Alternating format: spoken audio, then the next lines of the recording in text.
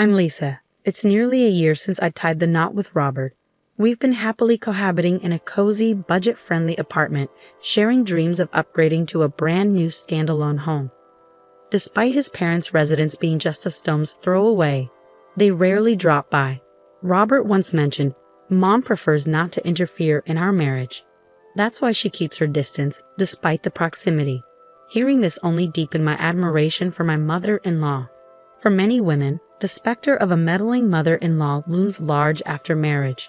Yet it seems I lucked out in that department. If meddling were to occur, I'd certainly put up a firm resistance. My folks always taught me, if someone picks on you, give it back twice as hard. Then they'll think twice about crossing you again. But it appears unlikely I'll need to engage in such battles with my mother-in-law. Thus, I could enjoy a stress-free atmosphere when it came to family dynamics. After years of dedicated work, our careers flourished, prompting earnest discussions about homeownership. It was during this time that my parents, privy to our aspirations, presented us with a compelling proposition. Should you decide to embark on the journey of building your own home, we'd be delighted to offer you a portion of our land. They graciously extended the offer. While my parents weren't affluent, a stroke of fortune from my grandfather's past had endowed them with valuable land to pass down. When they consulted my grandfather about the idea, he simply remarked, "I've entrusted it to you, so do as you see fit." Excitedly relaying this to Robert, he wholeheartedly embraced their generosity. Let's seize this opportunity with gratitude. I can never adequately express my thanks to your parents and your grandfather as well. It's his legacy, after all, he remarked, acknowledging the significance of the offer. Thus commenced our exploration into the type of dwelling that would suit us best. Weekends were spent perusing showrooms, marveling at our boss's opulent abode, and consulting with real estate agents regarding upcoming developments. Indeed, the anticipation of planning often outshines the reality of implementation, doesn't it? However, our idyllic reverie was abruptly interrupted by a phone call from my mother-in-law. As Robert fielded the call, it became evident that she had somehow caught wind of our aspirations for a new home. With a tone that hinted at unexpected expectations, she proposed, "If you're considering building a house, why not make it a duplex so we can reside together?" Her proposal left us both speechless. It had never crossed our minds that my mother-in-law, who had been largely uninvolved in our affairs, would express a desire to cohabit in a duplex. After a brief moment of stunned silence, Robert offered a vague response, opting to sidestep the question altogether. His reaction wasn't unexpected. The notion of a duplex hadn't even registered on our radar. Our plans had centered around creating space for a future child, and the prospect of redoing everything from scratch was daunting.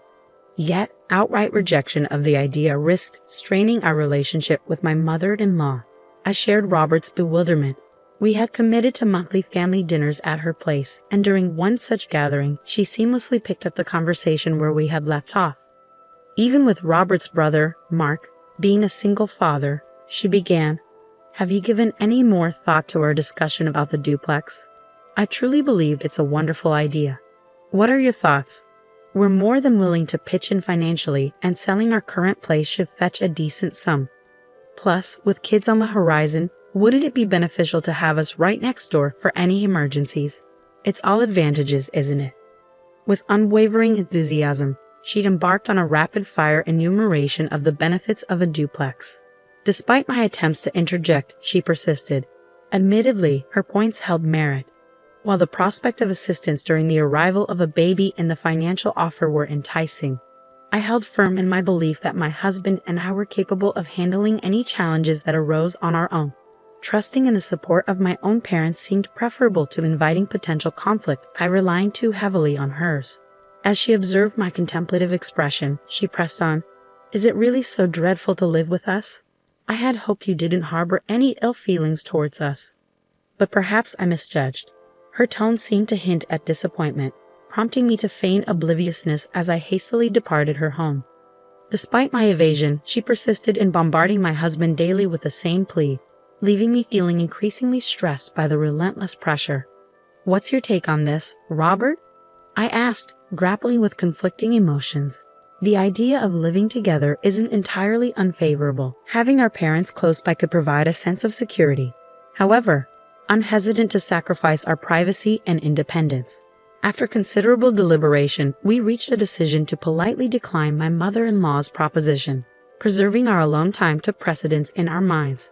We resolved to convey our decision with clarity, hopeful that my mother-in-law would comprehend our perspective. As we made our way to my mother-in-law's house for our monthly family dinner, we braced ourselves to share our decision with her.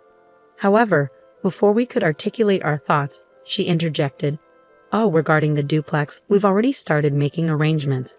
Stunned, we exchanged puzzled glances. "What?" I managed to utter, only to be interrupted once more. "And to top it off, Mark will be moving in too. You know, being a single dad is tough. Let's lend him a hand with the child. Besides, gaining some experience with children will be beneficial when you start your own family. Don't you agree? You should definitely consider it." Her unexpected announcement left us dumbfounded, and we found ourselves so taken aback that we completely lost track of our original purpose for visiting. In the face of our silence, my mother-in-law interpreted it as agreement and proceeded with the construction of the duplex, consulting my father-in-law and brother-in-law along the way. Despite our attempts to express our dissent, our concerns were repeatedly brushed aside with dismissive remarks like, "We're busy at the moment, let's discuss this later." As the plans for the duplex gained momentum, the financial burden fell on our in-laws, relieving us of a significant expense. However, the realization dawned that not only would we be sharing a residence with our in-laws, but also with my single father brother-in-law, necessitating our involvement in caring for his child. The weight of the situation bore down heavily on me, and my husband's resignation only added to my despair. "We're powerless to stop it now. Let's just accept it," he conceded, his defeatist attitude echoing my own feelings of futility. Reluctantly, we pressed forward, finalizing the blueprint and deliberating over interior details like tiles and flooring. Typically, at this juncture, we should have secured the necessary funds. However, the promised financial assistance from my in-laws was conspicuously absent. Frustrated, my husband reached out to his mother, only to be met with a request for immediate financial aid in lieu of the promised funds. "Could you cover it for me? I'll repay you within a month," she pleaded. "Fine," he acquiesced. Though the funds were unavailable at present, the project forged ahead, rendering any attempt to halt it futile at this stage. Robert and I were barely scraping by to cover the expenses ourselves, but resorting to such measures seemed unnecessary. The selfish behavior of my in-laws ignited fury within both of us. "You talk about covering the cost as if it's pocket change," Robert erupted at his mother. "Oh, come on," she retorted. "She'll pay it back in a month. Has she ever deceived you?" Suddenly, my brother-in-law interjected. Taken aback by his interference, Robert reluctantly agreed to wait for a month for the payment and began eagerly anticipating his mother's transfer. Feeling conflicted, I decided to seek counsel from my parents about the situation. The following day, I sought solace and guidance at my parents' home, grappling with the dilemma and hoping for a way to put the plans on hold. Expressing our predicament, I questioned whether we could postpone the project. In response, my parents offered a reassuring solution. "We had always intended to gift you that land, and if they're committed to paying later, we'll cover the expenses," they assured me. Overwhelmed with gratitude, I sought confirmation. "Truly? Are you certain?" "Absolutely, dear. Your happiness means the world to us. Don't sacrifice your dream home for the sake of your future children. Let's not allow this multifamily arrangement to come to fruition," they affirmed, their words comforting me deeply. Touched by their unwavering support, tears welled up in my eyes. My mom, with a mischievous grin, chimed in, "Besides, if they're always around, it'll make it difficult for me to visit, won't it? And I intend to spoil all the grandkids myself." With my mother's assistance, construction progressed smoothly, and at long last, our dream home stood complete. However, a month passed without any financial contribution from my in-laws. To our surprise, they began moving their belongings in ahead of us. A peculiar situation indeed for a supposed duplex.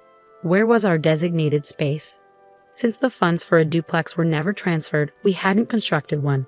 Consequently, there was no room reserved for them, yet they began occupying the area we had earmarked for our future children. To compound matters, my mother-in-law proceeded to host a housewarming event, inviting her friends under the pretense of showcasing our dream duplex. It's a cozy space, albeit compact, but the garden is delightful. We're even planning to cultivate a vegetable patch. When the harvest comes in, I'll share some with you, she boasted, as though they had contributed financially to the project. Oblivious to the truth, her friends admired the house before departing. After their move-in and a period of settling, 2 months elapsed with no payment from my in-laws. Despite Robert's confrontations, their response remained the same. Soon, very soon.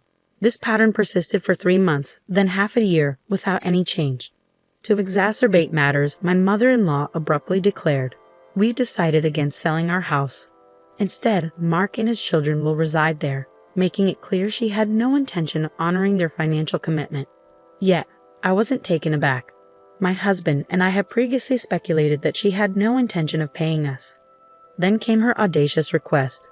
"I've noticed the house feels a bit crowded with you two living here. Would you mind vacating? I occasionally have friends who want to stay over, and I'd like the flexibility to use the space as I please. Doesn't that sound reasonable?" In response, Robert's tone grew firm as he asserted, "That wasn't the agreement. Why should we have to leave our own home? Both of you are employed and rarely at home. Besides, since you don't have children, it shouldn't pose an issue. Moreover, Lisa's family is affluent, right? Surely you can afford to build a new house." I was left speechless by my mother-in-law's brazen remarks, and my husband shared my disbelief. "You haven't fulfilled any of your financial commitments as promised. Did you ever intend to?" he challenged. What choice did I have? "I wanted to provide a home for my son, a single father, and his precious children," she retorted, growing increasingly agitated. Realizing the futility of the situation, we retreated to our bedroom that night to discuss our options. If this continues, my mother and her family will undoubtedly attempt to evict us and take over the house. I voiced my fears. "Sadly, I think you're right," my husband concurred, his frustration evident. The following days brought a barrage of verbal attacks from my mother-in-law, accompanied by relentless harassment. "If you want to avoid being bullied as a daughter-in-law, you better leave promptly. This is what they call mother-in-law versus daughter-in-law drama," she taunted. Confronted with the reality of our predicament, I regretted underestimating the situation. However, determined not to be a passive victim, I resolved to take action. A month later, after strategizing with my husband, parents, and grandfather, we devised a plan. We made the decision to vacate the house in order to execute our plan. With resolve, my husband informed my mother-in-law, "We're moving out. You'll have the freedom to entertain your friends as you wish. It'll make you happier that way." Her face lit up with delight at the news. We opted to relocate to a newly constructed apartment that had caught our eye, returning to the realm of renting. "It's reminiscent of our early days as newlyweds," my husband remarked, reflecting on the peaceful life we once enjoyed in a similar setting. A week later, the phone rang, and I overheard my husband's conversation. "I understand. That's fantastic news. When can we expect it?" I was certain our plan had succeeded. Indeed, the day after we formulated our strategy with my parents and grandfather, we listed our house for sale. We swiftly found a buyer who requested we vacate the premises within 3 weeks. Seizing the opportunity while my mother-in-law was absent, we opened our doors to acquaintances, colleagues, and interested parties seeking to view the house. The call we received today was from a family who had decided to purchase it. We arranged for 2 spacious trucks and coordinated with movers to swiftly load our belongings and furniture onto them. Strategically, we chose a time when my in-laws had announced their weekend getaway to a New York theme park with their grandsons. As they likely reveled in the company of a certain mouse mascot, we seized the opportunity. With their overnight stay planned, we prepared meticulously in advance.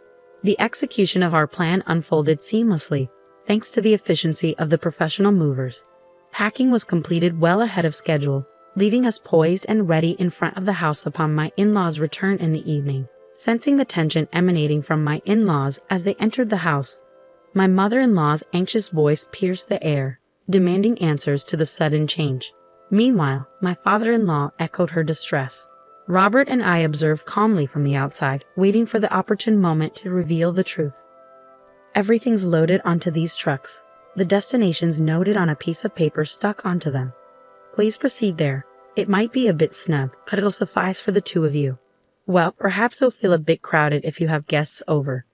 Additionally, this house has already been sold. It's now someone else's property. Take care," I informed my in-laws, their disbelief palpable. "What do you mean you sold it? This was our home." You can't just. Our home. They protested vehemently. However, the property was registered under Lisa's parents' name, and the house was legally ours. We had every right to sell it, especially considering they hadn't contributed a single dollar. Their audacity to claim ownership without fulfilling their promises left us indignant. In the face of their stunned silence, Robert delivered a final decree before our departure. We've managed things thus far, but unloading is your responsibility now. Surely you can handle that much. Their feeble protestations of financial incapacity were met with a revelation. I'm aware you're not lacking funds. You've been selling Lisa's belongings and pocketing the proceeds, Robert declared, exposing their deceit. Their expressions shifted from shock to shame as the truth sank in. How did you find out? They stammered. Does it matter? Robert dismissed. Furthermore, you needn't repay us. Consider it severance pay. Spend it as you wish. And with that, we'll be on our way. I doubt our paths will cross again, Robert declared, severing ties with his parents. Taking my hand, we swiftly departed for home. Upon our return, we phoned our parents and grandparents to share the successful outcome of our plan, bringing them immense joy. Furthermore, my grandfather, aware of our impending move to an apartment, revealed, I still have some land remaining. I'll gift it to you as well. I'll even cover half the expenses for building a new house. Encouraged by his generosity, we embraced the opportunity and embarked on constructing our new home. 6 months later, we fulfilled our dream of constructing a beautiful single-family home. Nestled a bit away from the bustling city center, we enjoy the crisp air and the warm hospitality of our neighbors. Our hearts brim with contentment. As for my in-laws, their whereabouts remain a mystery. It appears they reached out to my parents seeking financial assistance. Additionally, they approached their son, who is set to remarry next year, hoping to live with him, only to be met with a firm refusal due to his future wife's plans. When my parents were approached, they firmly declined any involvement with our family matters, setting clear boundaries. Robert expressed his regrets to my parents for his parents' actions, but they reassured him, saying, "From now on, we're your true parents. Lean on us as much as you need, my son." Anticipating potential future challenges, my parents advised us to install a home security system for added peace of mind. We find solace in knowing that my parents are prepared to refuse entry to his parents should they attempt to visit. Additionally, we've welcomed a guard dog, a small, adorable puppy, into our yard. Their mere presence should deter any potential intruders. With these precautions in place, we can finally bid farewell to any interference from his parents. This marks the start of a fresh chapter for us. In the coming years, we envision building a joyful family, complete with children. We're determined to protect our happiness at all costs. It's a vow we've made to each other, one we intend to keep.